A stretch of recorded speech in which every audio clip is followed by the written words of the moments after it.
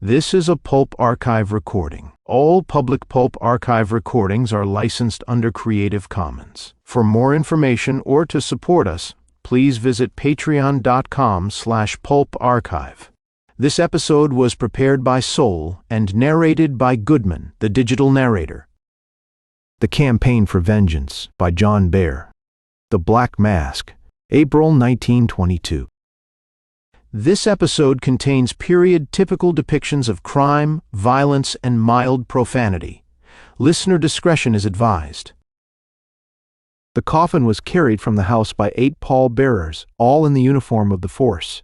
The narrow street was crowded with men, women, and children, all of them eager for a last look at the plain brown casket. While the coffin was being lifted into the hearse, the men bared their heads. Most of the women held handkerchiefs to their eyes. Even the children kept an awed and reverent silence. All but one of them, a lad of about 7, red-headed, chubby, strong-necked, and slightly bandy, pushed his smaller sister and called out, "Look! Cap'n Jimmy's in that." Cap'n Jimmy, that's what he was to his friends in the neighborhood. And by friends, we mean everyone within a radius of 5 blocks. Old enough to walk, crawl, or be wheeled about in the streets. As a boy and young man, he had been merely Jimmy. Then he made the cops, and after a phenomenal career of 7 years, reached the rank of captain. But even at that, he was never promoted from Jimmy to James. The parents came out of the house and entered the first coach. Then came Commissioner Anderson, and by his side, Alan Nevins, a plainclothesman with the rank of sergeant. Nevins had come halfway down the stoop when he suddenly faltered. The commissioner seized him by the arm and said, rather roughly, "Come, don't go to pieces. Steady now."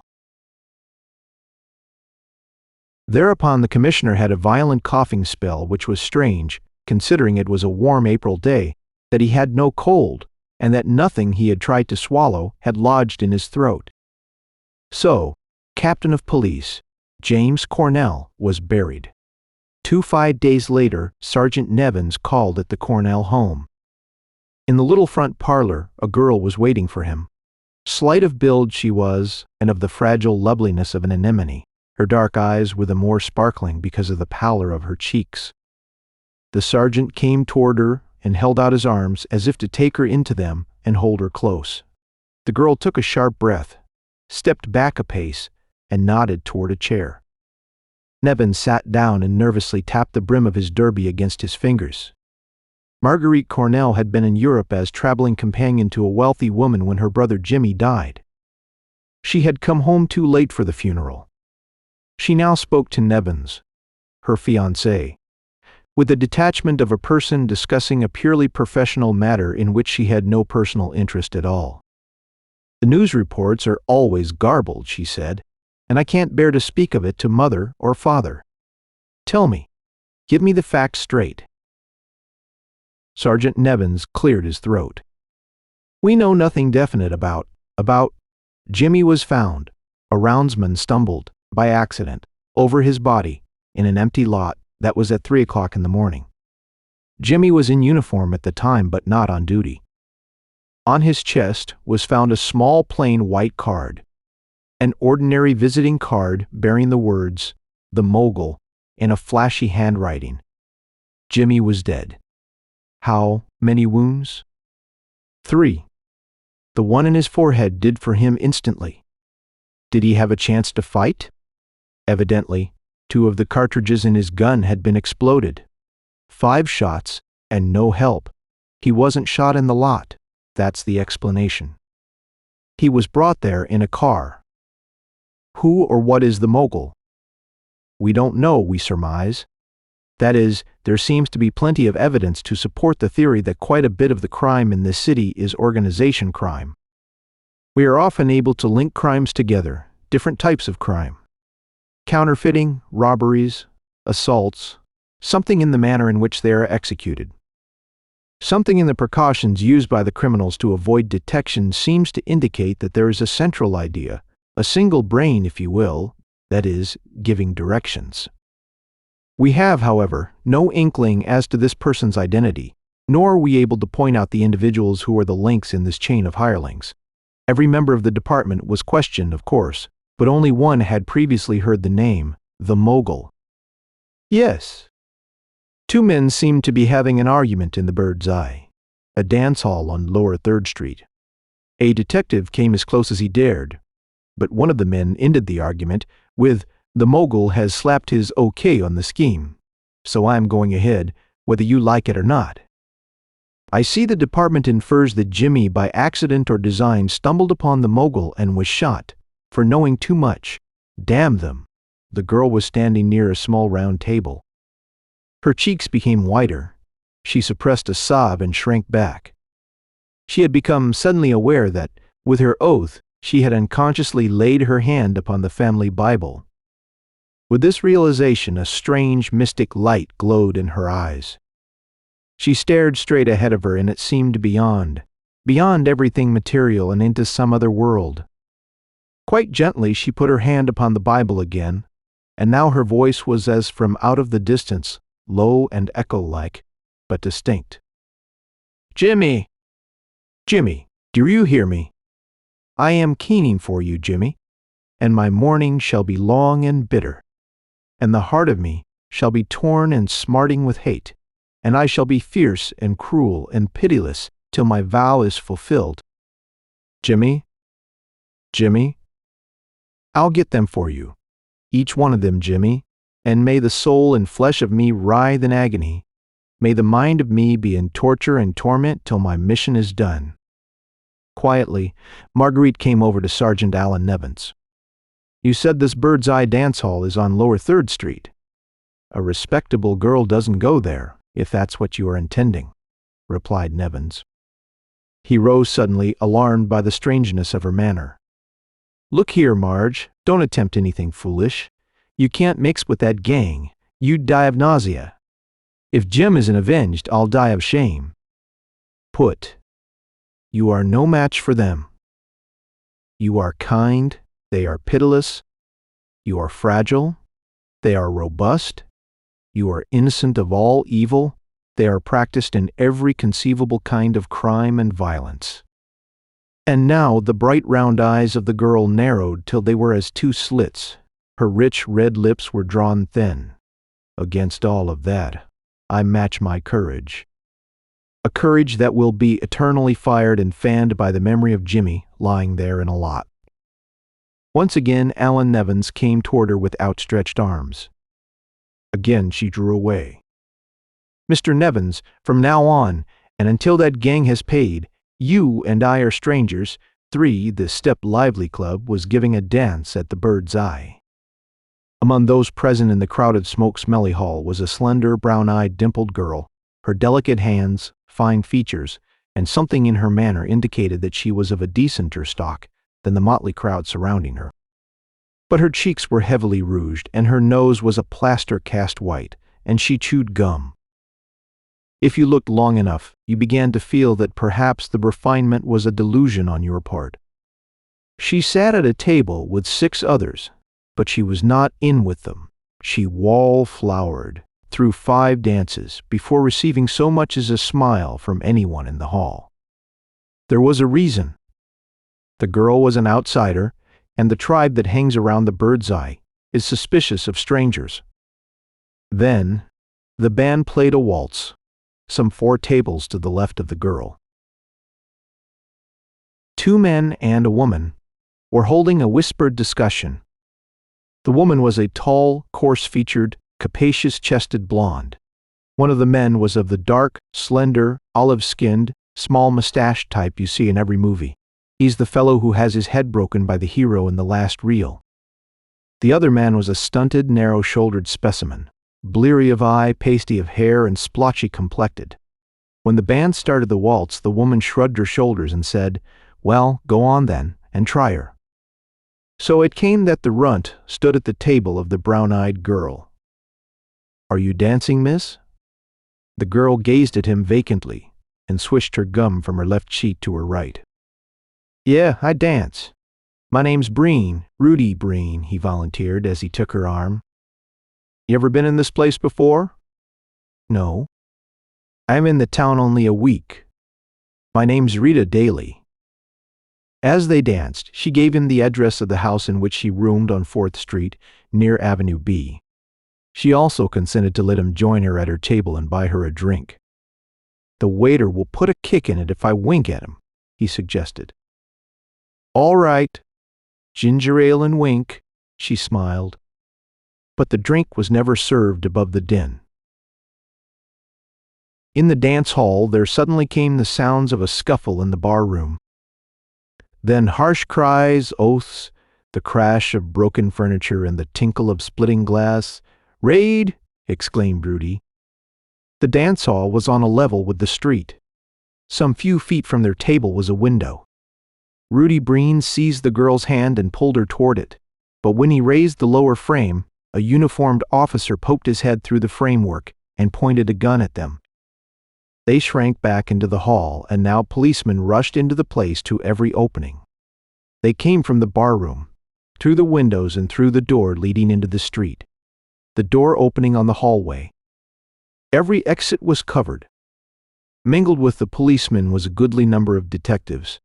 An officer whose white cap and stripes showed his rank of inspector and who seemed to be in charge got up on a table, raised a hand, and when the place became hushed, he said, "No need for alarm, ladies and gents. We found what we want in some barrels under a false floor in the cellar. Just pass out quietly in single file. All those not armed will be permitted to go." The procession started. The members and friends of the Step Lively Club were put to the indignity of having their pockets emptied and their handbags looked into before they were hustled through the door leading to the street. Our brown-eyed girl with the chewing gum quid took in the scene calmly, but of a sudden, she felt that the hand still folding hers was trembling. Somewhat surprised, she turned to the young man and saw that his yellow complexion had turned a sickly pallor. His eyes shifted nervously about the room. He was evidently thoroughly frightened. "What's the matter?" asked the girl. "Got a gun on you?" "And no. But this raid for booze is a blind, a cover. They're digging for snow. And if they find, now, if the truth be told," the girl had no idea of the meaning of Rudy's words. She was sure of one thing, however. Rudy felt himself threatened by a terrible calamity. And reflecting upon this fact, it occurred to the girl that Rudy would be very grateful to the person who helped him get outside that hall. And if she had one good friend in that crowd, that would be a start. If someone could manage to put out the lights, she suggested. "Fat chance. The switchboard is in the bar room." "Locked?" "No. They keep the board open for emergencies like this."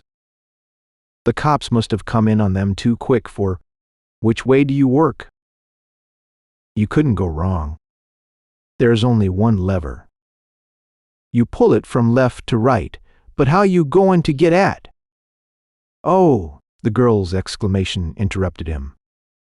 He noticed that she was staring hard and that a flush had come into her cheeks. He was too confused, however, to notice that the object of her stare was the detective who covered the door to the barroom. "You pick out your exit," she whispered to him. "I guess maybe I can make it." With that, she pushed aside several others and joined the line which was winding its way slowly out the side door. The process appeared too slow for her. She stepped out of line and came quickly forward. But she did not head for the door leading to the street. Instead, she dodged past a policeman and ran toward the barroom door. She had almost reached it when the officer caught up with her and gripped her shoulder. "No, you don't, miss. You go out the same way as—" For a moment, the girl looked up at the detective standing in the open barroom door. That gentleman, suddenly startled, recovered quickly and then favored the policeman with a frown. "Why can't I go out any way I please?" demanded the girl. "Nix. Fritz, lay off," muttered the detective. The policeman grinned, released his hold on her, and the detective let her slip by him. Thereupon things happened. The searching process was going on in a slow, orderly way, when suddenly every light in the building went out. In an instant, everything was in a bedlam.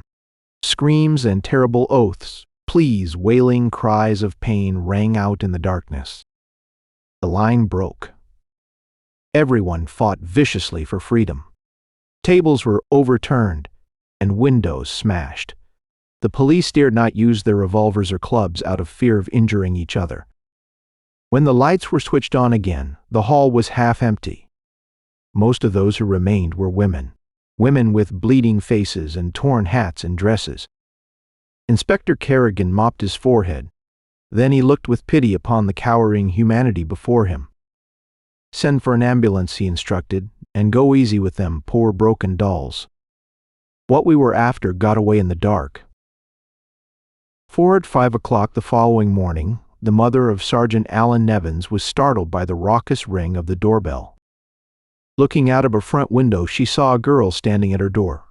A moment later, Alan Nevins was being shaken out of a profound slumber. "Miss Cornell is at the door. Alan, wake up." When Alan, dressed completely up to and including the correct knot in his scarf, came down, the girl was waiting in his sitting room. "But my dear Marguerite," he began. "Miss Rita Daly, if you please," she corrected. "Then I've come to inquire whether your little raid of last evening was a success." "We didn't get a blame thing on anybody," he confessed dejectedly. "But do you know Marguerite?" "Miss Daly?" "Do you know, Miss Daly," fiercely, "that they could almost give you life for turning out the lights?" "They could, Mr. Nevins, if they had caught me. I crawled out right through the legs of the fat cop at the front door. Honest I did," she smiled disarmingly. "I've come for my lesson." "Lesson?" "My lesson in slang. First, what is snow?" "Snow." He leaned toward her eagerly. "Then there was snow in that place last." "What is it?" she insisted. "Drugs in powdered form." "And what is a get?" she asked. "And a goof and a billy and a cake eater and a sniffer and a hard-boiled egg and a finale hopper and a belly wash and a wet blanket and a dumb bunny. And what do you do when you pull in your ears, kid? You are coming to a tunnel, and when you should hope to kiss a pig, and when you shake a wicked shimmy, and are paralyzed above the Adam's apple." She crossed her legs and smiled wistfully. "I hoid all them woids last night at the dance, and I don't know what now they mean, see?" Sergeant Nevins scratched his chin. 5 o'clock in the morning is hardly an opportune time. March, Miss Daly, for a lace." "All right, I'll find another intruk." "No, no." He seized her hand and pulled her back into her chair. So the lesson commenced, and when she was up on definitions, she once again smiled wistfully into his sleepy eyes and said simply, "Now teach me to swear." He glared at her with all the dignity a man of 25 can put into a glare, but the smile did not fade from her face. So he taught her. 2 nights later, Rita Daly, on her way home from the department store in which she worked, found Mr. Rudy Breen waiting on her corner. "I missed you last night, Miss Daly," he said. I kind of owe you something for that stunt you pulled. Will you let me take you to supper?" "Where would you take?" "Well, personally, I lean to Chinese grub." "But you can name the place, a chop suey joint it is," said Miss Daly. "I won't have to change costumes." She had guessed, and correctly, that Breen would sit in one of the private booths with her. And it was part of her scheme to encourage his friendship. "Where you hail from, Miss Daly?" asked Breen, after they had been served. "Chicago." After a long pause, Breen leaned across the table. "Now look here, I got more than fat above my ears, and while I ain't perfect, conceit ain't none of my faults, so I ain't be leavin'. You pulled that trick that saved me because you were head over heels in love with Sincerely Yours." He lowered his voice. "I take it consequently that the dicks got something on you, or that you were getting square with them for something that happened previously. Now which is it? Then, for the first time, was Rudy Breen, favored with a smile. "Listen, Mr. Breen, my quarrel with the cops is a private affair. That's that. I ain't inquisitive, Miss Daly. When you say you got a quarrel with them, that's enough for me." Again a pause, then Rudy, "Where you workin'? Stapleton's. Gettin' much? No? Can you typewrite and stenograph it?" "Little." Breen took a morning edition of a newspaper from his pocket and passed it to Miss Daly. He pointed to a want-ad. "Now here is a job for someone with brains." "Someone like you," Rita Daly read the advertisement. "J. Stanley Bradshaw, Trinidad Building, Broadway. Wanted a stenographer." "What makes it such a good job?" asked Rita. "Well, I happen to know, never mind how, that this J. Stanley is a tricky customer. He's in the promoting game, and he generally promotes thin air. Now a person working on the inside might get the goods on him and squeal him a hit, eh?" "You catch on fast, Miss Daly." "Thank you, but without references. How could I'd fix that part, the references." "Well, almost anything is better than a department store," said Rita Daly. The next morning, when Rita came out of her house, Rudy Breen handed her a white envelope. On her way downtown in the subway, she took the letter out of the envelope and read it. It was typewritten on paper which bore the letterhead, "High-Grade Novelty, Jewelry Co., 111 Fifth Avenue." It assured, whomever it may concern, that Miss Rita Daly had worked 4 years as stenographer for the undersigned and had always given splendid and efficient services. Harold Creighton was the undersigned. Rita smiled rather grimly as she replaced the letter inside the envelope. She had evidently rendered a great service to someone when she turned out the lights of the Bird's Eye, and that someone, or perhaps someones, was repaying the favor. J.S. Bradshaw, a tall, white-haired, black-eyed man, theatrically handsome, took on Miss Daly immediately after reading her letter of introduction. After some 2 weeks, he made her his private secretary. So began the maelstrom of incidents which was to sweep the lovely Rita into the net of the most powerful crime organization in the city. 6. The Bradshaw Mines Co. So, Rita learned, had gone into the business 3 months before she entered into the employment of the firm. On the strength of a preliminary report by experts that the company actually owned mines in Mexico, and that the mines actually held silver, Bradshaw sold stock. Then, after Rita was private secretary, she inadvertently opened a letter addressed to Bradshaw and marked personal. This letter was the final report of the experts. It informed Bradshaw that it was hardly worthwhile to push his project, since the value of the silver deposits in his mines could not possibly exceed $10,000. And Rita knew that over $80,000 worth of stocks and shares had already been sold. Bradshaw was not in the least disconcerted by the fact that she had read the discouraging report. He shrugged his shoulders, put the letter into his safe, and remarked to her, "Well, that needn't worry us any. We'll go right ahead." And he did. Thus was Rudy Breen's shrewd guess as to Bradshaw's character verified. Now all of Rita's actions thus far had been merely a blind groping stumble along a path which she felt instinctively would lead eventually to the companionship of men and women who would not be strangers to the Mogul. The hit-and-miss method was necessary since she knew of no direct connections. For the present, the important thing was to become involved in criminal acts and to get an unsavory reputation.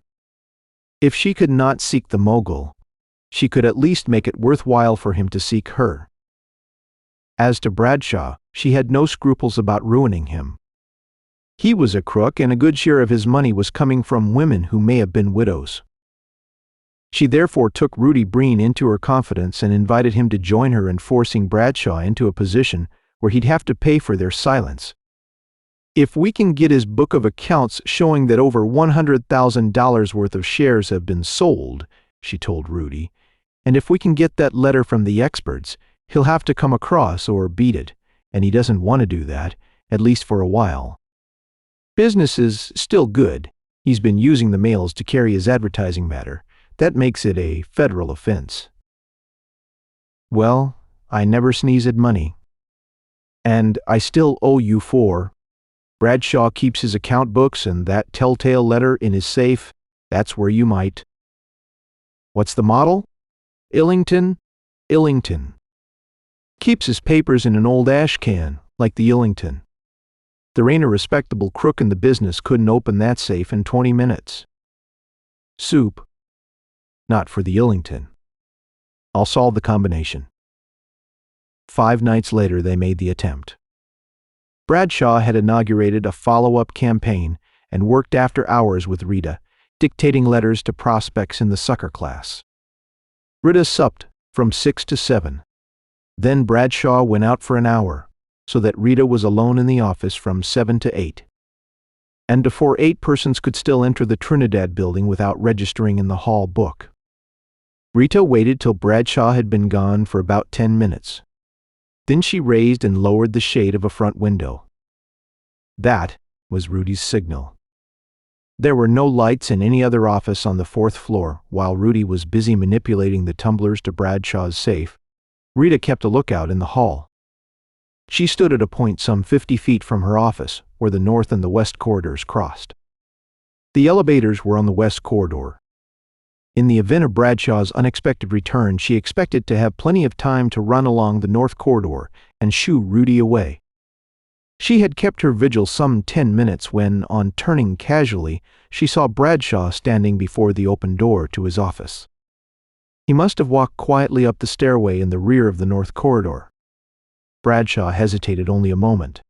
Then he rushed into the room. There came at once a scuffling sound and the thud-thud of blows. Frightened, but eager to continue actively in this dangerous and unlawful adventure, Rita ran along the corridor and watched the struggle from the doorway. The powerful Bradshaw was having the best of it. The runt Breen was quicker and more skilled with his fists. But the room was too small to permit of scientific boxing. Bradshaw drove a straight right to Rudy's face.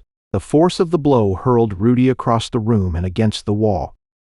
With a snarl of triumph, Bradshaw seized a chair, raised it above his head, and rushed at his adversary. Rita choked a cry. Breen stood humped against the wall, as though too exhausted to raise a hand to ward off the blow which must surely crush his skull. Then, in the wink of an eye, and just as Bradshaw began the downward swing of the chair, Breen shook off his coma, drew a stiletto from his coat pocket and struck. The chair clattered to the floor and Bradshaw tottered, but Breen had not yet finished with him. With his left arm he hugged Bradshaw close. With his right hand he kept twisting the handle of the stiletto. Bradshaw kept emitting low guttural moans. Then finally Breen drew out the blade and pushed Bradshaw away. In falling, Bradshaw half turned. Rita saw that his white silk shirt was stained a deep red over the heart. From this stain, thin red lines trickled. Dripped. At this point, she became somewhat dizzy. Rudy Breen pulled her into the room, locked the door, led her to a chair and fetched her a cup of ice water. Take it easy, sis. Nothing more serious than murder happens occasionally in the very best circles. That's it? Feel better. What? Will we?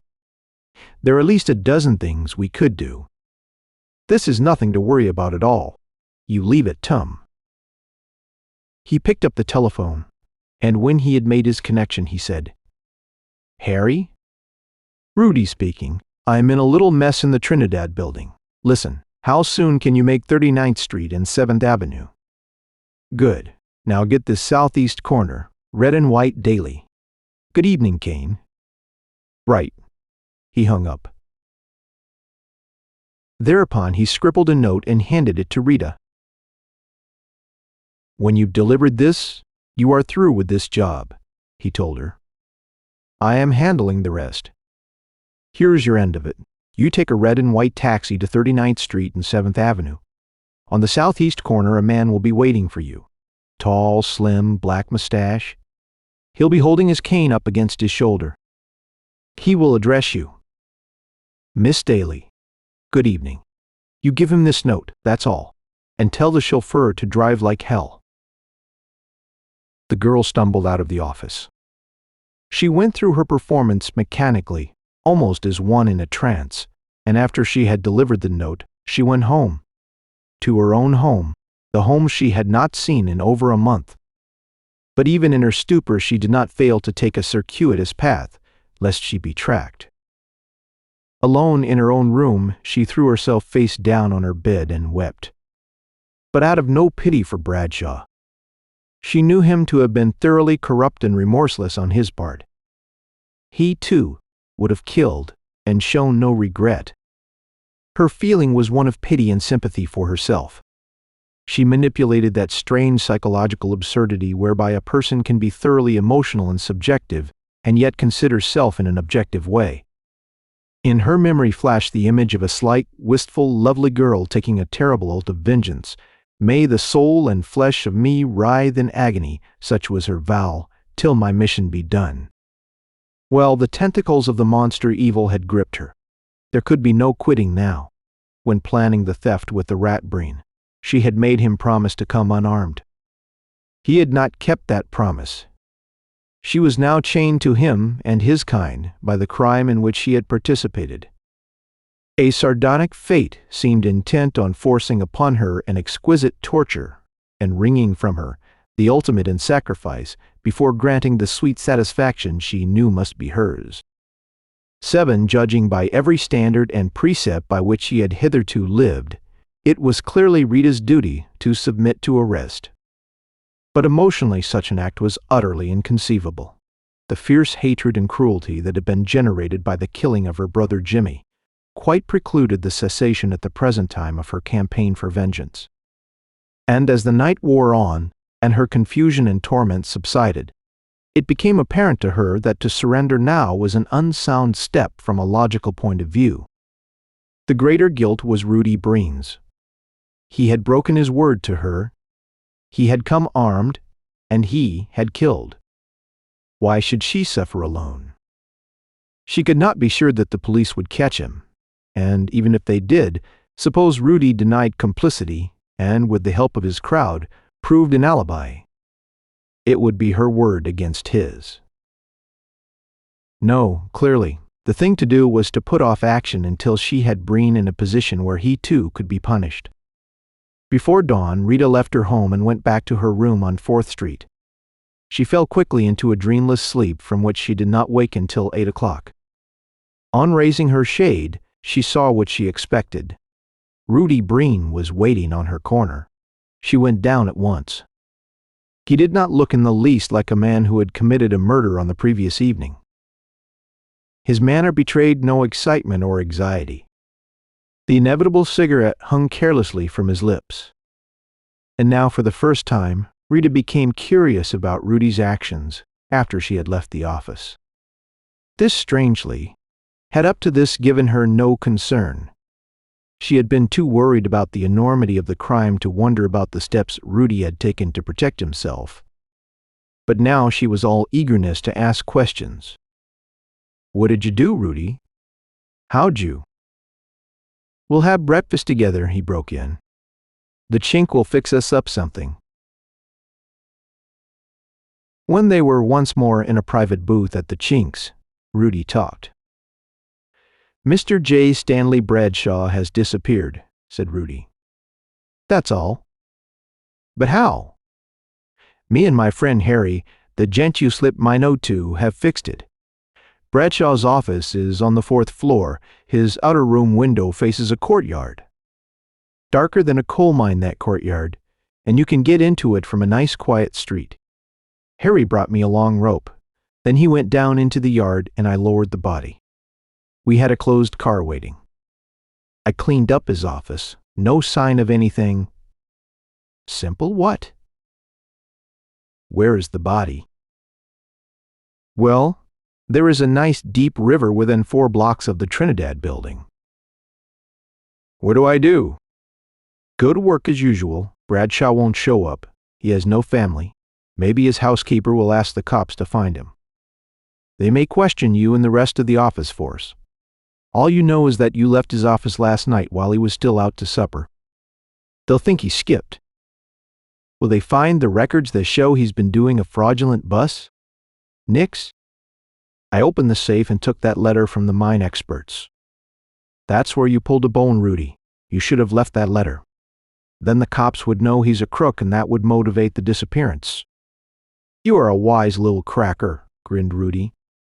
But it so happens we don't care a rap what the police think about Bradshaw's disappearance, and remember this. It's always a good policy to grab inside information whenever you can. Bradshaw may not have been running this thing alone. See, and if anyone else pops up to continue his scheme, why, with the help of that letter, we'll be able to squeeze him. At any rate, them was my sentiments. And besides, orders from the Mogul is orders, and what's the matter? The Mogul. Rita had started and fumbled her cup when the words were spoken. With her very first adventure, she had stumbled into a scheme in which the Mogul was involved. So the Mogul had given orders that Bradshaw's letter was to be taken in any event. "What's the matter?" repeated Rudy. He had noticed her astonishment. It was impossible now to feign indifference. The safest maneuver, she felt, was to be frankly curious and also a bit angry because of the meddling of an outsider. Emphasis was called for. She overcame her natural aversion to profanity and asked boldly, "The Mogul? And who in the hell is the Mogul?" "That," replied Rudy pleasantly, "is none of your damn business."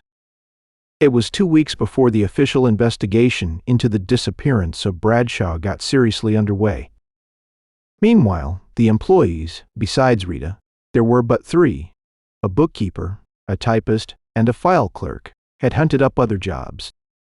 Rita was questioned by the police and said that on the evening of Bradshaw's disappearance, she had left the office at 7:30 while he was out to supper. The hall man remembered seeing Bradshaw come back from supper, but he couldn't place the time definitely. He guessed it was before 8. The shareholders in Bradshaw's mine formed an organization to inquire into the matter. It took several months before they discovered the details of the fraud. But this investigation, since it did not solve the question of Bradshaw's whereabouts, does not interest us. We must keep pace with Rita 8, whatever slight inclination Rita may still have had, to confess her part of the crime against Bradshaw disappeared entirely in that moment in which Rudy Breen spoke the words "the Mogul." Now that she had somehow wedged into the scheme of things in which the Mogul was the pivot, her mind became once again a single-track mind. She excluded every thought except those which were directly connected with her problem of running down her quarry. Rudy Breen was the medium through which she had established contact with the Mogul's sphere. She therefore clung to Breen tenaciously and encouraged his friendship in the hope that he would try again to involve her in some of his machinations. In this hope, she was not disappointed. Rudy did not use her again in his personal ventures. He did more. He introduced her into society, a society which practiced crime in its more refined forms. With the explanation that he still owed her something for rescuing him when the police raided the dance hall, and regret that he could not pay the debt himself, Rudy offered to introduce her to some friends of mine who may be able to do something for you. The friends lived in a private brown-tone house on 81st Street. You've already met the occupants of the house. They are the couple who were with Rudy at the dance hall and who, like Rudy, Rita was not aware of this, escaped while the place was in darkness. "Meet Mr. Harold Creighton," introduced Breen. "I think you've met before." "On the southeast corner of 39th Street and 7th Avenue, smiled Rita. Mr. Harry Creighton introduced the statuesque blonde. "Miss Daly, my wife, Judith." With no further comment, Breen stepped out of the room, and Creighton locked the door. He motioned Rita into a rocker and joined his wife on the settee. "We know everything about you that Breen knows," began Creighton. "It appears obvious that your head is more than a garage for bonnets, for which reason you interest us. Here is our proposition. In our business, we can occasionally use an intelligent, attractive, and unattached girl. How we will use you will depend upon the talents you show you possess. More of this some other time. It is enough to say now that we work always with a minimum of violence, and that we will so arrange matters that the dangerous part of your work will be done by someone else for you. In return for your services, we will offer you a room in this house. You pass as Judith's sister, board, clothing. In this respect you can go the limit, and a 50-50 split on the profits of such ventures in which you play the leading role." Creighton paused and stroked his glossy black hair. Then, easily, "You will, of course, be in a position to squeal, in which case we could suggest to the authorities that you had not told the truth in regard to the disappearance of Mr. Bradshaw. But we wouldn't. We'd just kill you."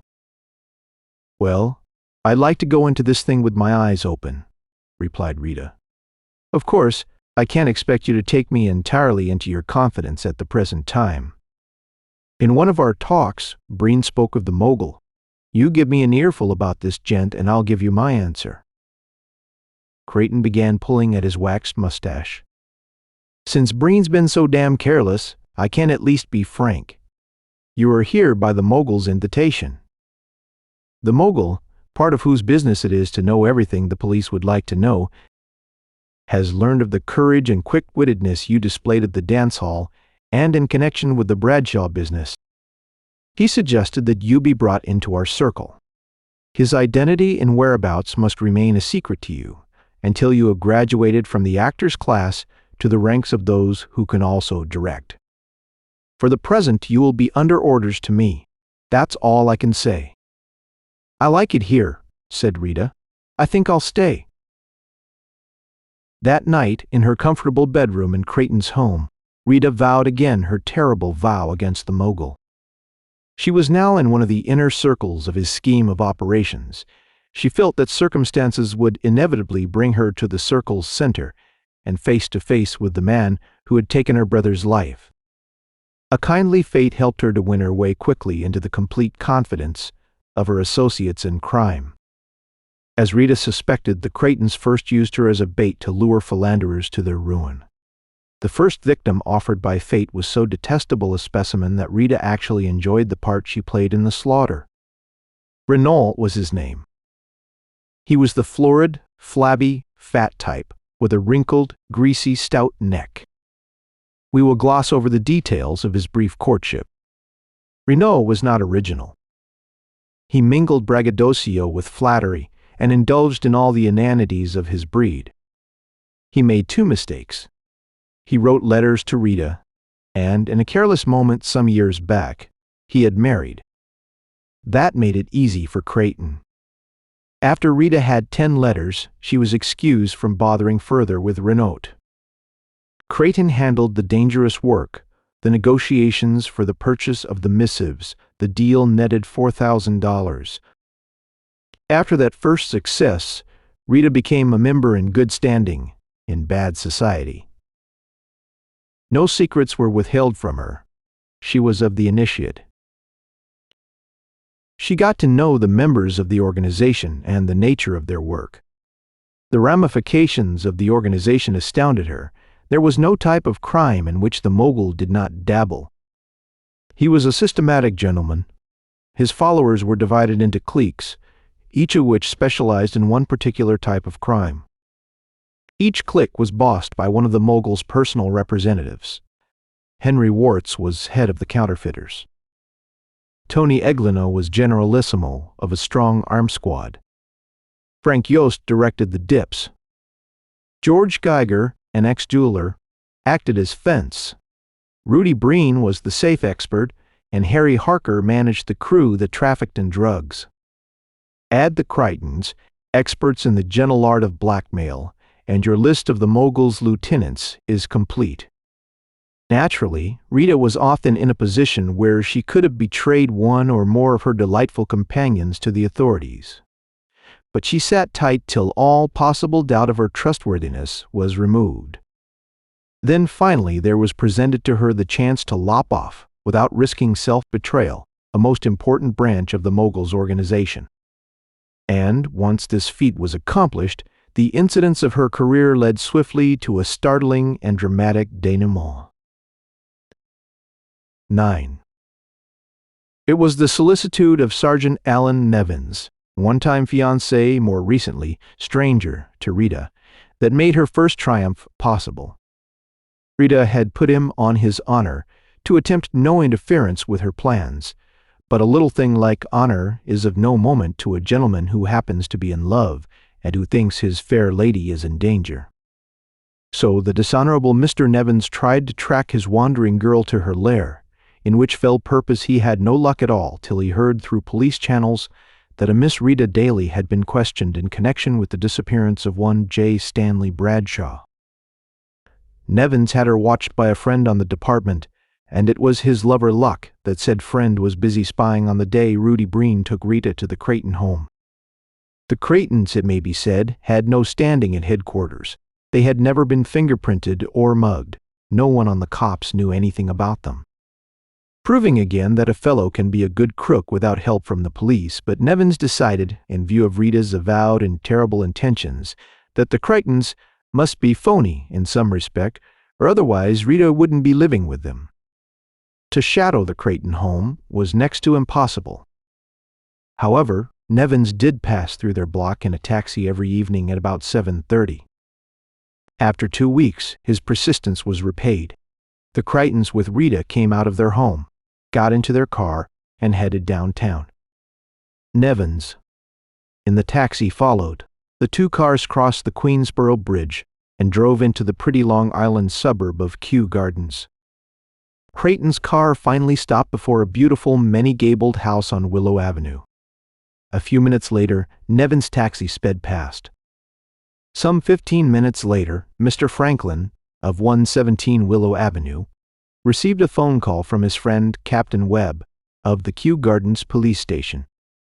Captain Webb wanted to know whether Mr. Franklin objected to having a pleasant young man sit on his porch or in his library for about an hour or so that night. Mr. Franklin said, "Sure, let Mr. Nevins come." "No, I don't know much about Geiger. I think he's in the jewelry business, but I don't like him. He's too noisy." So it came about that Rita Daly, sitting at an open window in the parlor of Geiger's home at 120 Willow Avenue, was startled to see a good-looking young man, whom she recognized at once, walk into the gateway of the Franklin house across the street. There was a light in the Geiger parlor so that Rita, framed by the window, was clearly visible. The young man paused momentarily under the arc lamp before the Franklin house. He looked up at Rita and instinctively began to tip his hat. While in this process, he undoubtedly recalled that he was a stranger to her. Therefore, after his hat was raised, he scratched the top of his head and then walked on into the house. A few minutes later, a light was turned on in the library of the Franklin home. The library was on the first floor front. Although the shade was drawn, there was a shadow upon it. A man sat near the window. His pompadour betrayed his identity. Our heroine frowned. "So that's the kind of a gentleman Mr. Nevins was, eh? That was his idea of honor, to swear by all the alphabet not to butt into her business, and then to chase her all the way to Kew Gardens and shadow her from a house across the street. It was while Rita was trying to decide whether to cut Mr. Nevins dead forever and I, or to waylay him and give him an earful, that she heard Harry Creighton asking, 'How much do you expect to get for the stuff, George?' 35,000 anyway," replied Geiger. "They are worth at least 60, protested Judith Creighton. "The shape of the diamond in the Lavaliere is too unique. It'll be recognized at once unless it's recut," explained Geiger. "And recutting is an expensive operation and reduces the value of the stone to us." "When is Ashley coming?" asked Creighton. 10:30. "Sorry, we can't stay from Creighton. But we'll have to leave at 10 to make Bronxville at 11. Miss Yan is a meticulous ass and insists that her guests be on time. I might worm more out of Ashley." "Someday when I am rich," said Rita, "I'm going to become one of Geiger's customers." Tawny Aglano, top sergeant of the Mogul's Yeggs, spoke up. "Do you like that pear-shaped stone, Rita?" "I had to croak a guy to get it. It has blood on it." "A little thing like that doesn't trouble our pretty friend," put in Geiger, his lips twitching into a cruel, sarcastic smile. "Remember, Bradshaw." The taunt stung. Rita flushed. She popped out of her seat and flared angrily. "You quit that, Geiger. "I've had enough of your dry up," broke in Judith. "The neighbors'll think we're having a fight." Geiger lit a cigarette. "Excuse me, my sensitive young lady. I had no idea you were finicky on that subject." So the matter was dropped. At least so they thought, but the fury of the embittered Rita did not abate. To be twitted on a murder was not her idea of good humor. And while Geiger's insult blistered and burned in her heart, her mind strived eagerly to concoct a swift vengeance. Thinking along these lines, she remembered Nevins, and looking up she saw that his shadow was still on the shade of the house across the way. A few moments ago she was angry with Nevins for having followed her. Now, strangely, nothing would have pleased her more than to have Nevins in the same room with her and see him hand Geiger what was known in the parlance of her set as a swift slap in the snoot. Still sitting at the open window, she fell into a moody, thoughtful silence. She often affected this pose. The others disregarded her and continued their conversation. Meanwhile, Rita's troubled mind and conscience urged and spurred her to immediate vindictive action.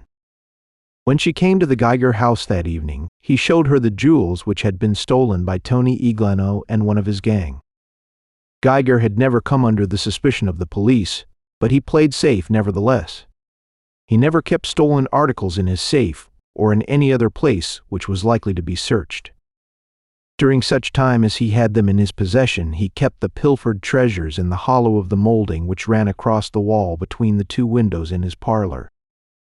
That's where the stolen jewels were now, in the hollow, brass-lined molding that ran across the wall 1 foot from the ceiling, from the window near which she sat to the other end of the room.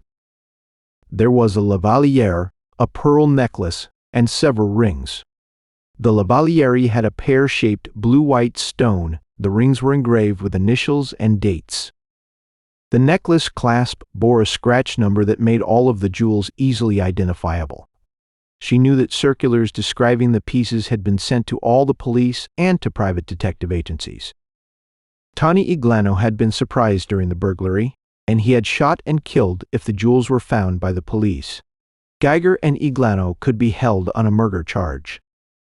And friend Nevins, a detective, was across the street, less than 100 feet away.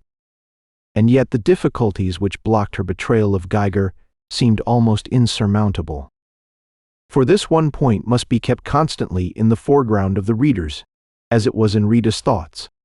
She could under no circumstances commit any act which would disclose her identity. She had to retain the confidence of her circle till she penetrated to its center, the Mogul. After all, was the one she was seeking. If she revealed herself now as a spy, all her previous suffering would have been in vain. She could therefore not cry out nor send any message to Nevins or to the police. Her problem was to communicate with Nevins by some method that would escape the attention of the other persons in the room with her. And the message would have to be complicated and of some length. It would have to tell the secret of the hidden jewels. Such a message could be written or telephoned, but neither of these agencies was practicable. She had neither pen, pencil, nor paper, and if she asked for them, her request would be certain to arouse some curiosity on the part of her friends. And even assuming she could write a note, how could she have it delivered? If she dropped it out of the front window, it would land on the roof of the porch. If she tied it to some heavy object and threw it out, that would be sure to attract attention, and it probably would escape the notice of Nevins, who was sitting on the other side of a drawn shade. And, of course, it was altogether impossible to have a note carried to Nevins. She couldn't run across the street herself, nor could she stop a passerby. All this would too obviously arouse the curiosity of the Creightons. Neither could she telephone. That was one respect in which Creighton guarded her anxiously. Though he appeared to trust her absolutely in all other matters, he always tried to listen in when she phoned. The task seemed hopeless. Then, someone on the same block started his Victrola, playing the foxtrot. Say it with music. Say it with music. Rita could have kissed the man who wrote that song, the band which made the record, and the man who had the inspiration to play it at that particular moment. Rita looked meditatively up at the silvered molding which held the lute. Her eyes then rested on the mountain landscape which hung on the wall between the two windows.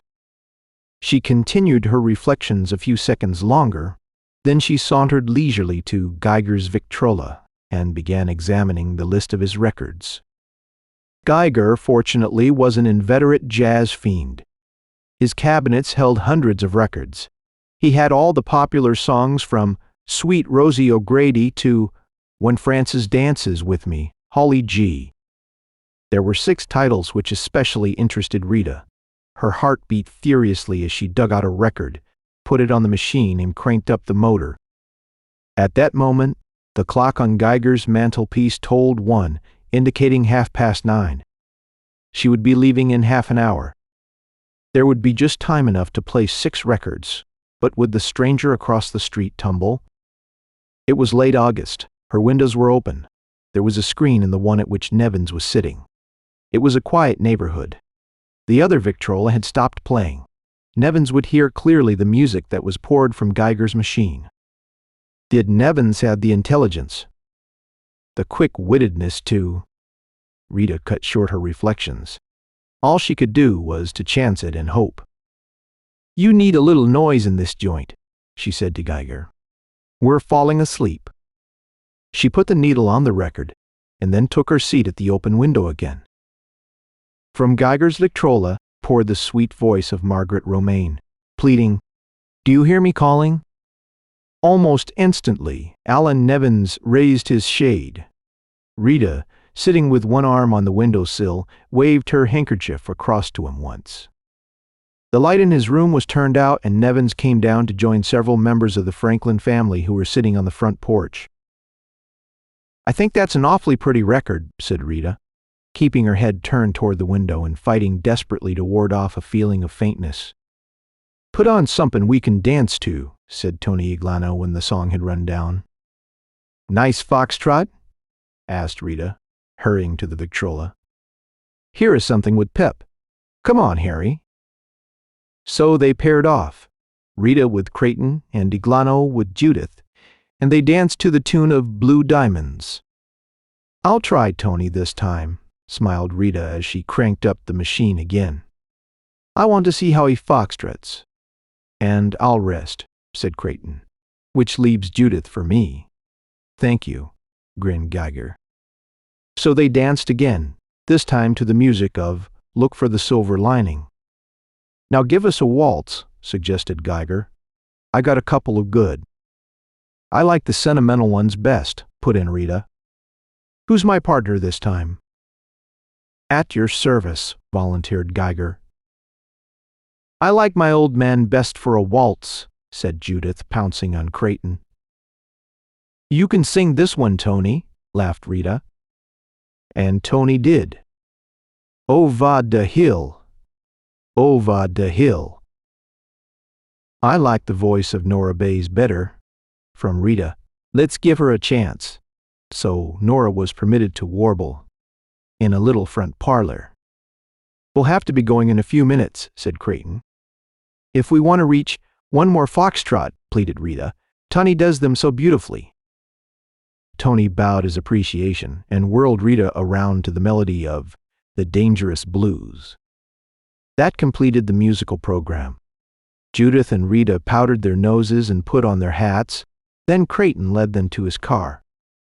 As they started off, Stranger Nevins, still on the front porch of the Franklin house, once again raised his hat, once again caught and stopped himself and scratched his head. Rita, from the back seat of the car, waved her handkerchief to him once. Quickly on the trip up to Bronxville, Judith talked to her, but Rita did not appear interested in the conversation. Rita's brain was in a turmoil of mingled hope, anxiety, and dread. Had Nevins caught on? Had he solved her music cipher? Would Geiger fight if he were raided, and would Nevins be hurt? The fact that Nevins had clearly responded to her first signal, "Do you hear me calling?" encouraged her to hope that he had understood not only that she was saying it with music, but also in titles. Geiger's stolen jewels were hidden in that part of the silvered molding in the parlor which passed over the picture depicting a mountain scene. And Rita had signaled, Blue diamonds. Look for the silver lining over the hill in a little front parlor, dangerous blue. The Creightons with Rita arrived home from the Bronxville party at 2 o'clock next morning.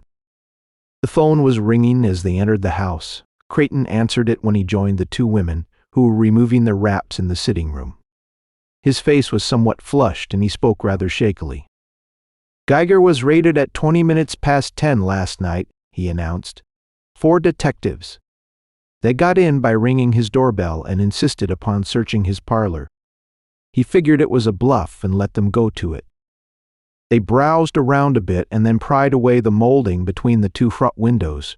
Iglano tried to shoot, but they flattened him. To make matters worse, Ashley blew in while the search was going on, and they nabbed him too. He turned toward Rita, but his gaze appeared to be concentrated on the tip of his cigarette. It looks damn queer." "My God," exploded Judith. "Where'd you get? That was the High Chief himself that had me on the phone." High Chief was another name for the Mogul. Judith became enraged. And while this raid was going on, where in the hell was James? "James," explained Creigton, "is at headquarters in New York. This raid originated in the police station in Kew Gardens. James knew nothing about it till it was all over." Creigton looked up from his cigarette and stared straight at Rita. But though the heart in her threatened to burst, she returned his glance fearlessly. He shrugged his shoulders. "Well, good night, ladies." Early the next morning, Mr. Harry Creigton attended a meeting held in a small rear room of the Bird's Eye Dance Hall. Some 10 men were present, including a white-haired gentleman who appeared to be in command. The discussion lasted an hour and was at times rather acrimonious. The gist of what transpired is evident from what Creigton said to his wife Judith when he got back to his home again. "Sergeant Nevins handled the raid," explained Creigton. "There was a squeal somewhere, that's a cinch. But James at headquarters hasn't learned yet where Nevins got his tip. That Nevins, by the way, is a wise bird. He's keeping his mouth shut." "What about Rita?" asked Judith. Yost, Harker, and Wartz were for conferring upon her the order of the wooden kimono. "Wartz doesn't like her anyhow, she snubs him, and he offered personally to wring her neck. But the High Chief isn't satisfied. She's the nigger in the woodshed, and damned if I can see how she could have squealed. She didn't know the gems were in Geiger's house till after she got there, and she certainly didn't signal from the place, not while I was conscious." "What's the word?" "James will keep an eye on Nevins for us. We'll try to run the mystery down from that end. Meanwhile, Rita is to have an absolutely loose rein. She's come across with the goods for us several times, and she's to be trusted unqualifiedly. The Mogul figures that if she is against us, the quickest way to find it out is to give her enough rope to hang herself." 11 that evening, Rita, knowing that Detective Nevins was generally at home between the hours of 6 and 7, telephoned him from a public booth and asked for an interview. "I've been followed all day, and some fat boob is watching my house now." "Where are you?" "Times Square." "Tell you what. You can make my place in 15 minutes. Come right away. I'll go out now and trot my fat friend around town for half an hour or so.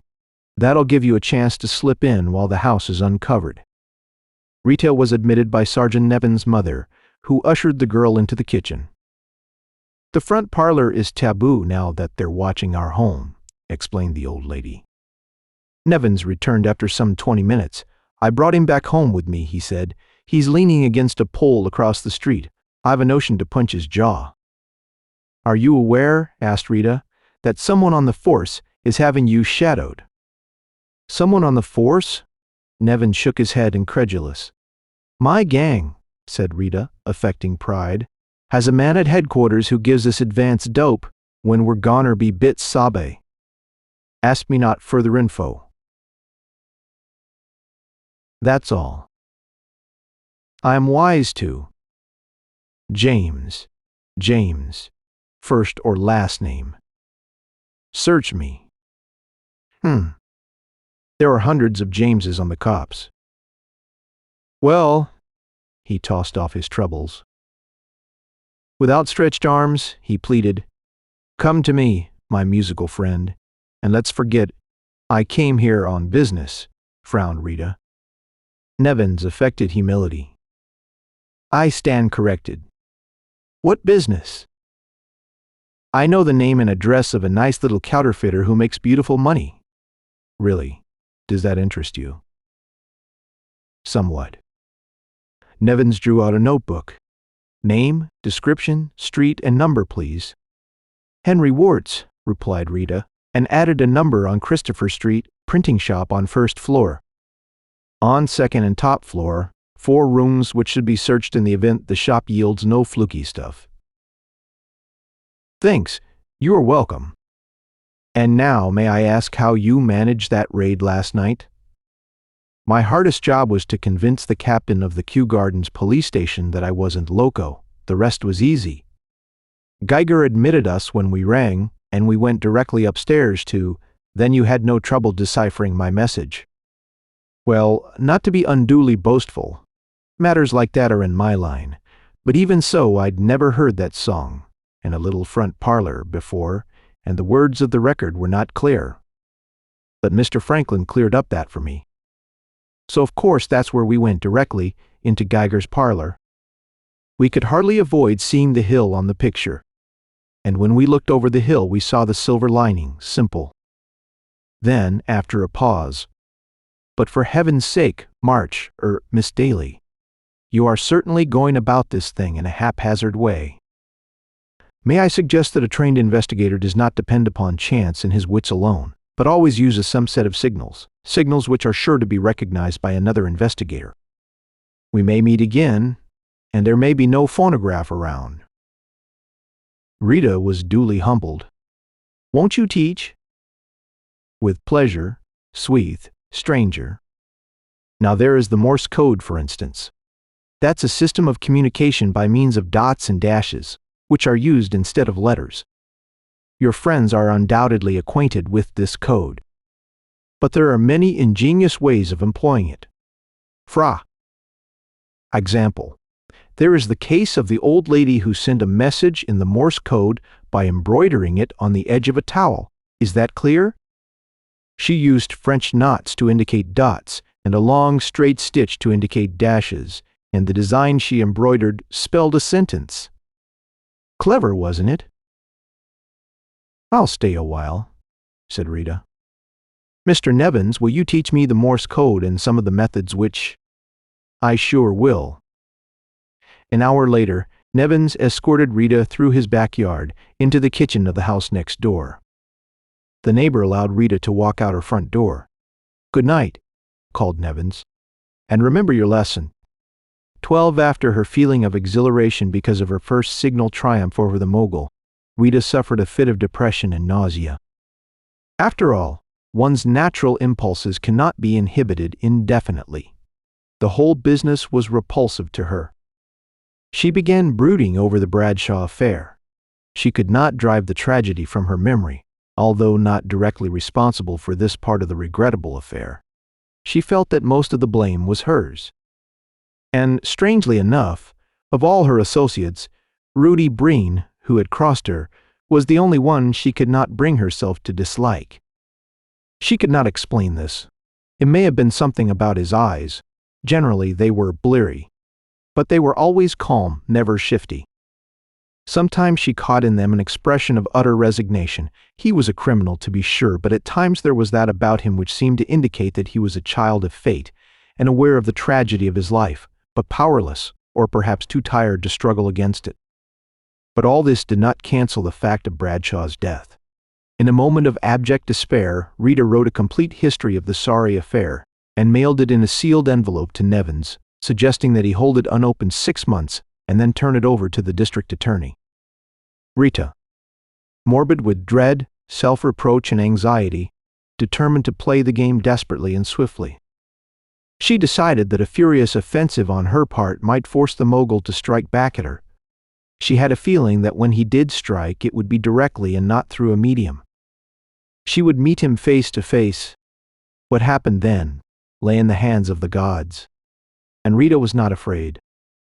Accordingly, when Creighton informed her that on the following Saturday night a batch of new money was to be turned out at Warts's, Rita at once wrote to Nevins, saying that 9 o'clock would be a good time for a raid. Then, late Saturday afternoon, Creighton sprang a surprise. Rita had never been at Warts's. Now Creighton coolly informed her that the Mogul had decided that she was to be used as a shover for a while. The money we're turning out would get by the U.S. Secretary of the Treasury himself. An attractive, prosperous-looking girl like you should have no trouble changing $20 bills. Then he added, "You are to go with me tonight and get an inside line on how the stuff is made, what it looks like, how it differs from real money, and so on. We want you to know your business thoroughly." Rita's first impulse was to try to have the raid called off, but after thinking it over, she decided that she must let matters run their course. If Creighton did not take her to Warts's till after 9, the raid would precede them, in which case they would be in no danger. If they went before 9, she would probably be caught. Well, the federal authorities would probably handle the raid, but Nevins would be sure to be in it. And Nevins, dear old stranger, would have the intelligence to permit her to stage an escape. 13. They made the trip in Creighton's car and reached Warts's place a bit after 8 o'clock. They passed through the print shop, up a narrow flight of stairs, and into one of the rooms on the second floor. 2 tables were in the room, one in a corner, one in the center. At the center table, 3 men were playing pinochle. At the corner table, 4 men were playing a game of their own concoction with 2 sets of dominoes. One man was still fussing around downstairs in the shop. Creighton and Warts, with Rita between them, sat down on a couch. The initiation of Rita into the gentle art of counterfeiting began. Warts spoke of presses, plates, dyes, inks, stamps, the fiber and paper. He explained how forged signatures were worked into the process. At 8:30, the pinochle game broke up. One of the 3 players went with Warts to the door. Another drew Creighton aside and engaged him in a conversation. Rita strolled over to the table at which the 4 men were playing dominoes and watched the game. When the 3 card players had gone, she rejoined Warts and Creighton on the couch. She fumbled for her handkerchief in her sleeve. Then she remembered she had put it into her mesh bag. She had left the bag on the couch. Now it was gone. Rita sighed resignedly. She had had experiences of this kind before. Mingled with the Mogul's crowd were a certain number of gents who attended to minor details, dirty work, and who were inherently incapable of being honest with anyone. The bag was of no great value, so Rita said nothing about the matter. Warts continued his explanation of the mysteries of his art.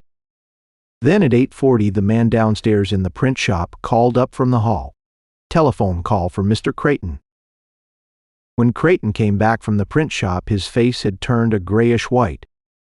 "Raid!" he cried. Instantly, the 4 men playing dominoes jumped to their feet. "No need getting excited," cried Creighton. "They're due here the minute of 9. We're absolutely safe till that time. James at headquarters sent the tip to the high chief who just had me on the phone. Nevins is in on this thing, damn him. Now shake a leg, get your plates and paraphernalia and money into suitcases and beat it. Don't all go in the same car, go in 2 or 3 cars, 86 Bay Road, 4 rings. Jenkins stays here and is printing handbills when the cops arrive. Hurry." The 4 thugs and Warts ran downstairs. From the hallway upstairs, Creighton kept shouting orders to them. While the preparations for the escape were being made, Rita tried frantically to think of some way to leave a message for Nevins which would betray the address to which the counterfeit money was being taken. 86 Bay Road. She was sure Creighton would force her to leave before the detectives came. How could she tell them where to go? To write it would have been simplest, but her pencil and notebook were in the mesh bag which had been stolen from her. She searched the room, not a thing to write, with or on. Still, there must be some way. Nevins had recommended the Morse code, but how was that possible? She ran about the room in a kind of frenzy. Morse code, 86 Bay Road. Nevins would search this room. She could not fail him. She must think. Then her eyes rested on the table on which lay dominoes. Some of them turned face up. There were dots on the dominoes. This fact struck her with trip-hammer force, and the blanks could indicate dashes. Nevins, who had spoken of the Morse code for 1 whole hour, the last time she saw him, could not possibly miss. She ran to the table. Thank heaven, there were 2 sets of dominoes. She could use letters in duplicate. 86 Bay Road. Swiftly her fingers brushed aside such pieces as were useless. The others she lay face up in a certain order. When Creighton came into the room again, she had finished. "You little rat," he leered. "We're going to 86 Bay Road. Suppose you see if you can tell Sergeant Nevins that." "What are you talking about?" demanded Rita calmly. She was standing with her back to the table. He took her mesh bag out of his pocket and dangled it before her. "Your pencil and notebook are in here, and I gave orders to Warts that there was to be no writing material in this room. The chief trusted you, but I didn't." "Are you accusing me of?" He seized her roughly by the wrist. "Come along. You'll find out soon enough what you are accused of. You sit next to me in the front seat of the car. I'm going to keep a gun with a silencer pressed against your side. If you cry out, I'll shoot 6 pretty holes into you." 14. The raiding party, consisting of 10 members of the Federal Secret Service and 4 city detectives, including Sergeant Nevins, hit Warts's print shop at precisely 9 o'clock. The place had previously not been shadowed. It was feared a shadow might be noticed, and a raid suspected. In Warts's place, the raiders discovered such things as can be found in any print shop, and one meek little man who was printing handbills. The searchers passed through every room. They tapped for false floors and walls. They overlooked no nook or corner. "You got a fine tip, I must say," commented Captain Wayne, who headed the federal detectives. "I got my tip from the most dependable person in the world," retorted Nevins. While this discussion was going on in the hallway, Tim Tripp, a city detective, was standing before a table in one of the rooms on the 2nd floor. There were dominoes on the table. Most of the pieces were piled in neat heaps in a corner.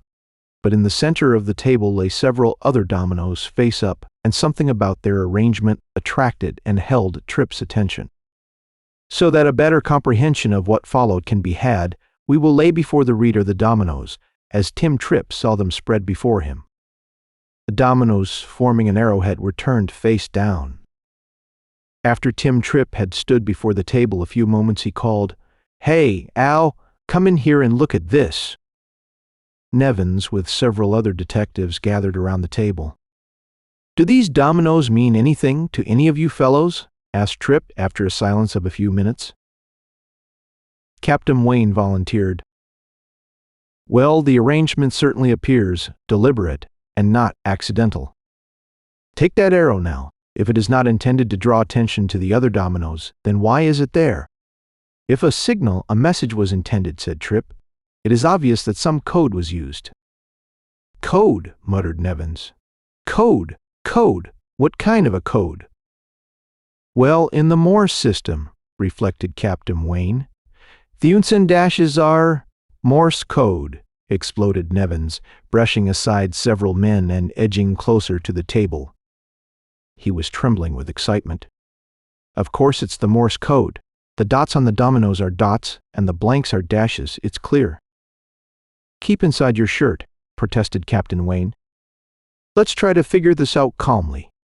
Then, after a pause, "From the arrangement, it would seem that the domino at the bottom, the one with the 2 blanks, is a signature.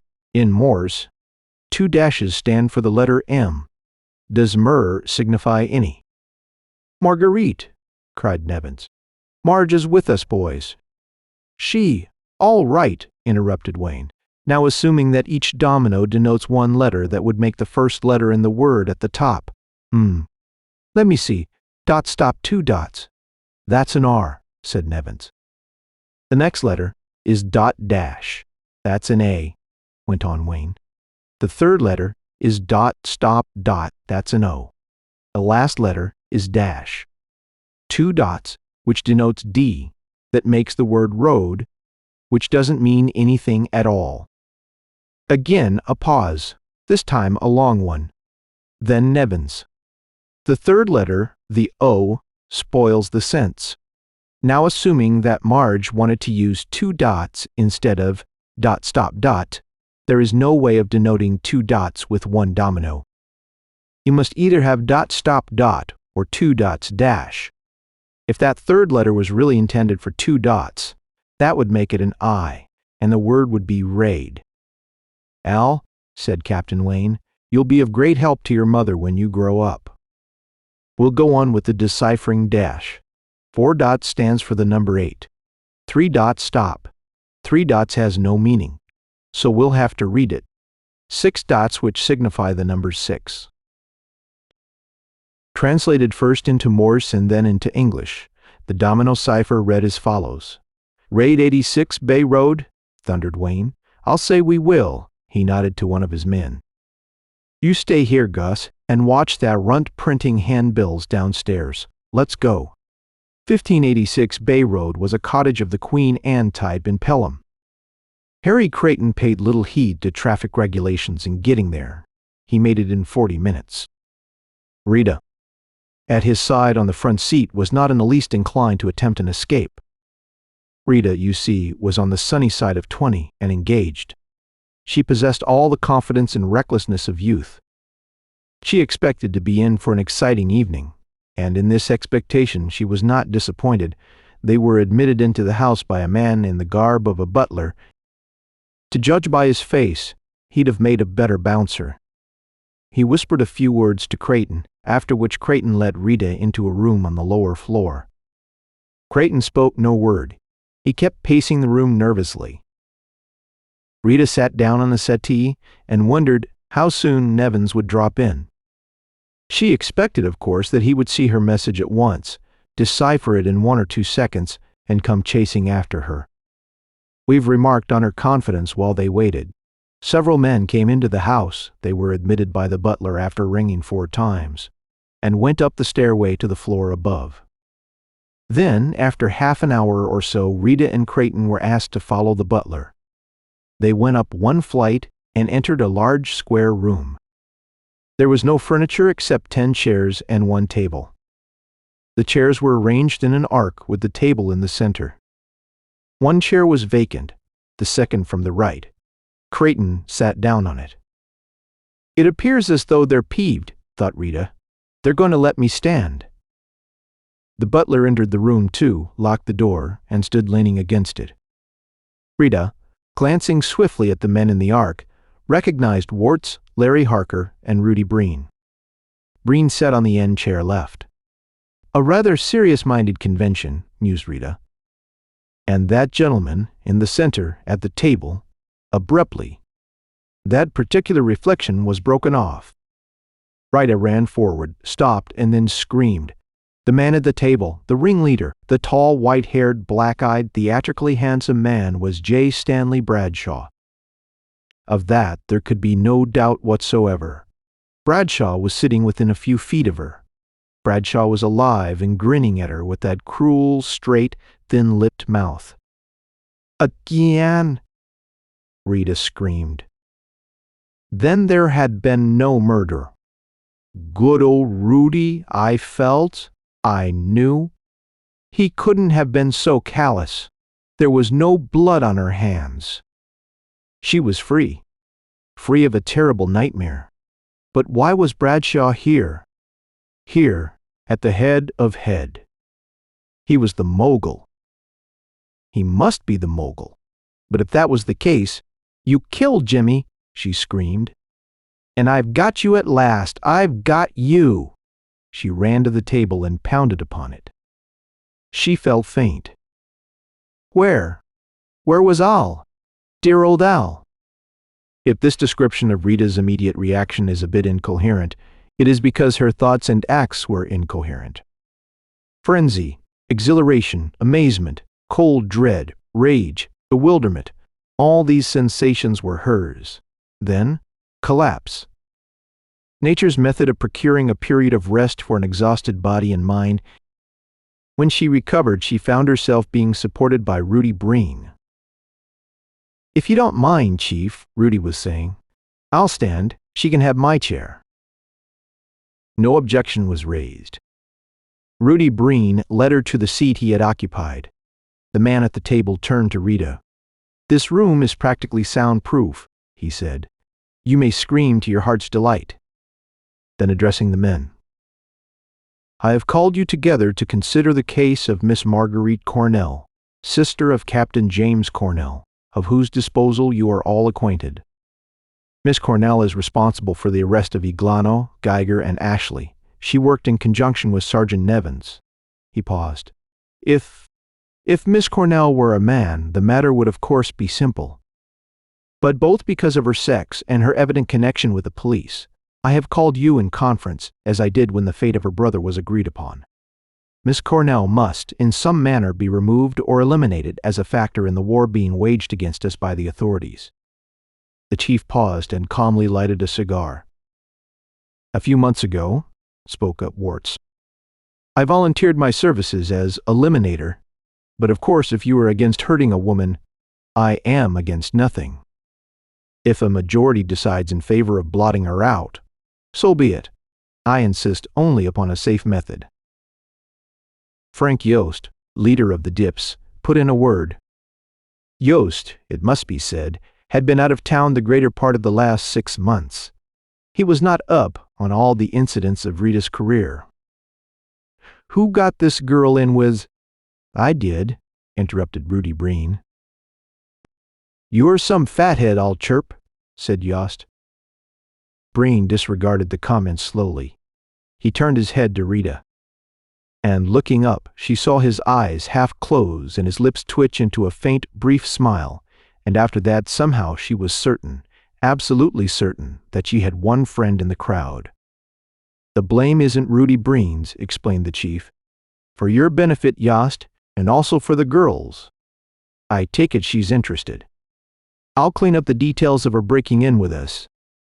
A few weeks after we settled James Cornell, there was a raid on the Bird's Eye.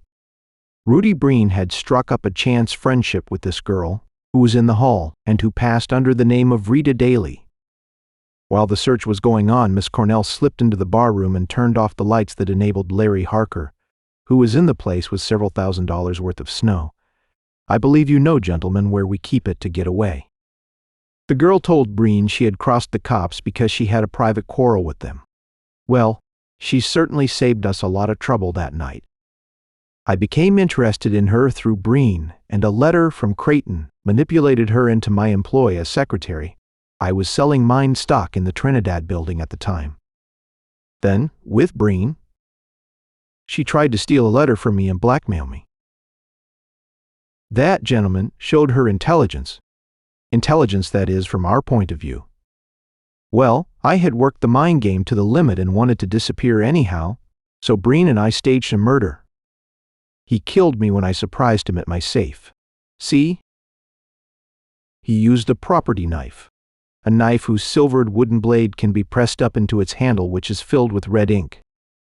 The blade thus became stained red, and so did my shirt front.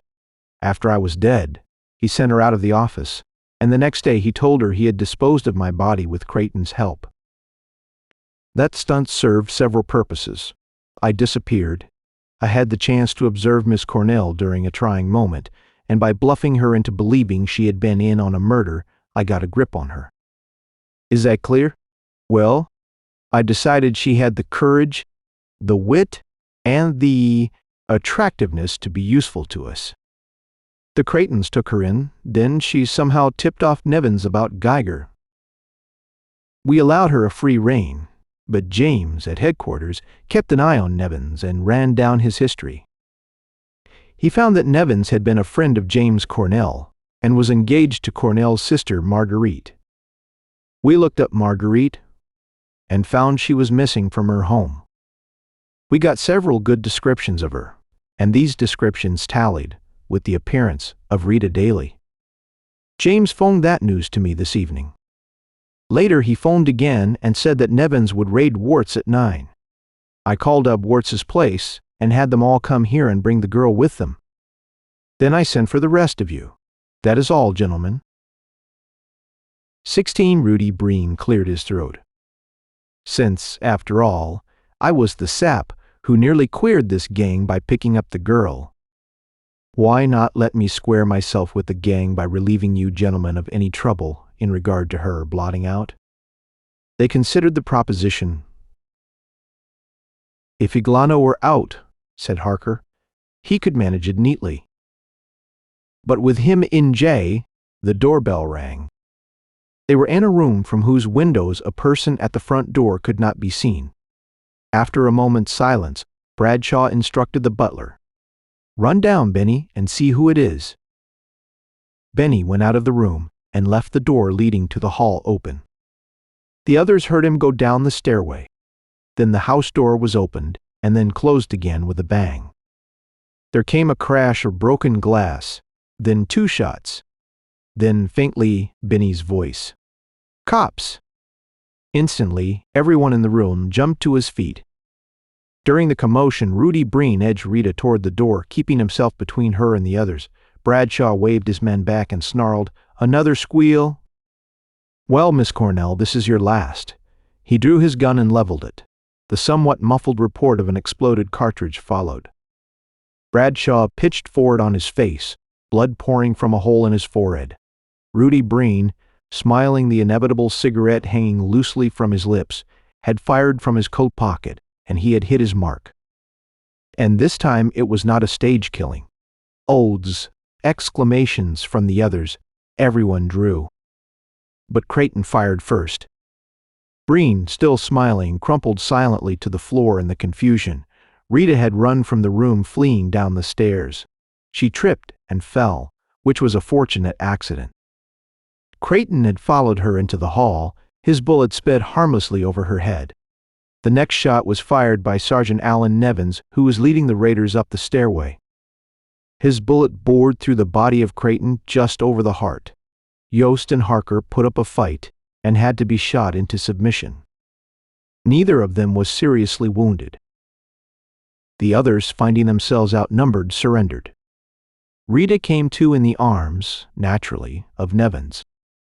She at once staggered to her feet, climbed unsteadily up the stairway, ran into the room, and fell down beside the body of Rudy Breen.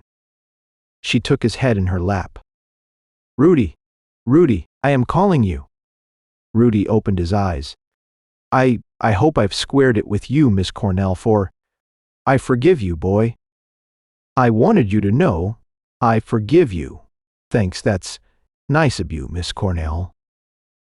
She leaned closer and spoke in a crooning voice. "You are through, Rudy. But don't be afraid, boy, don't be afraid." "Me afraid? I could die many times like this." Captain Wayne, standing nearby, took off his hat and then turned away.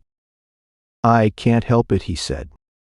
"When I see a guy pass out with his head up, crook or no crook, it gets me somehow." 17. The Mogul's tribe, having lost its leaders, disbanded and scattered to the 4 corners of the earth. Frank Yost squealed and pleaded for mercy. That's how they solved the mystery of James at headquarters. James was John Ames, a detective whose record showed several suspensions for drunkenness and disorderly conduct. The gang had run his initial and last name together and called him James so as to cover his identity. Sergeant Alan Nevins tore up the envelope which contained the history of Rita Daly's murder of J. Stanley Bradshaw. Sergeant Alan Nevins arrested Miss Marguerite Cornell and brought her before the district attorney on the charge of having been implicated in the blackmailing of one Mr. Renault. The district attorney looked at Miss Cornell over his nose glasses, said, "Hmm, and promised to look into the matter. The district attorney investigated one Mr. Renault. A week later, Sergeant Alan Nevins again towed Miss Cornell before the district attorney. The district attorney invited them to have dinner with him at his home that evening, and then he threw the 2 of them out of his office. April, the anniversary of the death of police, Captain James Cornell. A slender girl with wistful eyes and a handsome young man are standing at Captain Cornell's grave. The girl is holding a small notebook, which is turned open to a page bearing the following inscription. In memoriam from Marge and Al J. Stanley Bradshaw, assassinated. Harry Creighton, killed during raid. Benny Camp, killed during raid. Tony Iglano, convicted of murder, electrocuted Judith Creighton, suicide. George Geiger, convicted, receiving stolen goods, 5 years. Arthur Ashley, convicted, receiving stolen goods, 5 years. Penry Warts, convicted counterfeiting, 10 years. Larry Harker, convicted of attempted assault, 5 years. Frank Yost, convicted of attempted assault, 4 years. 4 other arrests and convictions on charges of counterfeiting and assault. And now Jimmy, sleep in peace. There was no mention of Rudy Breen, who had atoned by giving his life to protect a woman. If Jimmy could see this book, what you do think he'd say? Asked Marguerite Cornell. Jimmy would be proud of the fine courage of his little sister, answered Alan Nevins. But he would be profoundly grieved because so much suffering was necessary to atone for his death. Hold a match to this notebook, Alan. So they watched the book burn to ashes. Then, we have said it was April, it rained. The two were holding hands, but in his free hand, Nevins had an umbrella. It never occurred to him to open it, nor did Marguerite ask him to. Perhaps the two had noticed the sun smiling behind the cloud, or perhaps they considered the shower a blessing upon them from above. End of the Campaign for Vengeance by John Baer. Thank you so much for hanging out today. My name is Saul, and this is the Pulp Archive. Now, if you had fun, I'd appreciate it if you could like, subscribe, comment, and share. That stuff really helps. And like most stories we cover here, today's was recommended by you. So, if there's a story you'd like to see, send us an email at pulparchivelibrary@gmail.com. We'd love to cover it. If you'd like to support the podcast and keep us going, consider subscribing to our Apple channel or becoming a member on Patreon. Just visit patreon.com/pulparchive. For as little as $5 a month, you'll get access to all our podcasts and private explicit episodes that wouldn't be allowed publicly. We feature almost every genre of pulp fiction: horror, detective, western, and even sports. Special thanks to our patrons who make the podcast possible and make every episode of the Pulp Archive happen. Every episode is dedicated to our Patreon members. I truly could not do this without you.